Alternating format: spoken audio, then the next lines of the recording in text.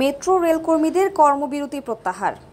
কর্তৃপক্ষের আশ্বাসে কর্মবিরতি প্রত্যাহার করে নিয়েছেন মেট্রো রেলের কর্মীরা। ঢাকা ম্যাস ট্রানজিট কোম্পানি লিমিটেডের 4 জন সহকর্মী এমআরটি পুলিশ সদস্যের হাতে লাঞ্ছিতের ঘটনায় আজ সোমবার সকাল থেকে 2.5 ঘন্টা কর্মবিরতি পালন করেন তারা। পরে জড়িতদের বিরুদ্ধে ব্যবস্থা নেওয়ার আশ্বাস দিলে সকাল 9:30টার দিকে তারা কর্মবিরতি প্রত্যাহার করে নেন। এতে করে একক যাত্রার টিকিট বিক্রি শুরু হয়েছে।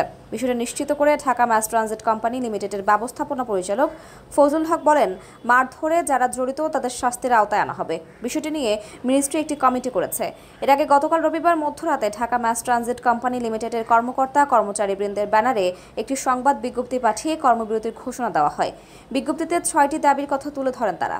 দাবিগুলো হচ্ছে, আগামী 1 কার্য দিবসের মধ্যে ঘটনার মূল হোতা ওই পুলিশ সদস্যকে স্থায়ীভাবে বরখাস্ত করতে হবে ও ওই ঘটনার সঙ্গে জড়িত সব পুলিশ সদস্যকে শাস্তি প্রদান করতে হবে এবং তাদের প্রকাশ্যে ক্ষমা চাইতে হবে। মেট্রো রেল, মেট্রো স্টাফ ও যাত্রীদের নিরাপত্তার জন্য নিজস্ব সশস্ত্র বাহিনী গড়ে তুলতে হবে। এমআরটি পুলিশকে অবিলম্বে বাতিল করতে হবে।